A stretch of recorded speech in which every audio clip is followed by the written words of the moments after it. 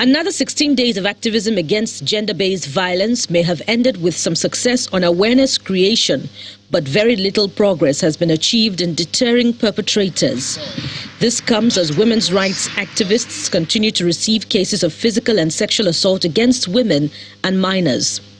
In the last quarter of 2022 alone, a non-governmental organization, the Advocates for the Protection of Children and Vulnerable Persons, has received over 100 cases of sexual and physical assault against mostly women, most of which have made little headway in the hands of law enforcement agents. 36-year-old Chioma Odunza was 5 months pregnant when she was physically assaulted by a next-door neighbor following a disagreement over a parking space. She says in spite of the evidence provided from the ordeal, she has now become the hunted as her accuser has initiated a case of kidnapping against her at the Zone 2 division of the Lagos Police Command. Because the man now wrote petition against me to Zone 2. That's accusing me of assault, threat of life, kidnapping. When we get to Zone 2, they say, which pregnant am I? Am I pregnant? That was what the IPO was saying. Even the Mrs. Nkoye, ASP Nkoye, the woman, the way she was handling the case, I was like, did the woman know me before?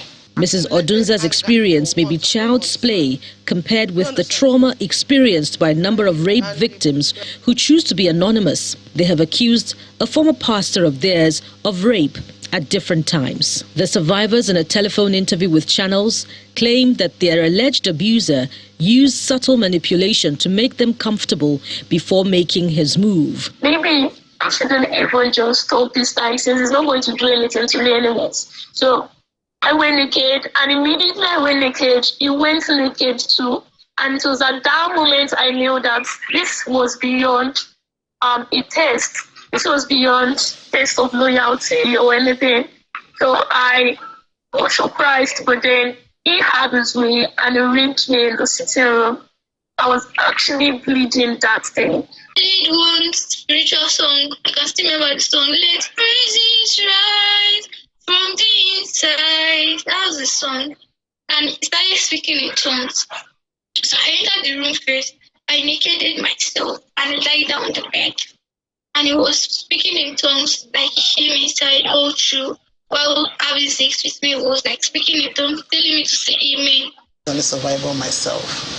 Tonia Ojenagbo is a women's rights activist who first chanced upon their story. In 2020, on the 7th of November, I got a WhatsApp message from a young lady who said someone directed her to me, that I'll be able to help her.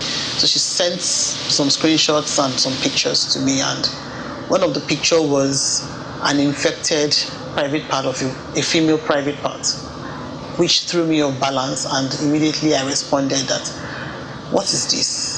Her pastor was infected her. She speaks on her findings from her visit to the accuser's church. That day was Father's Day.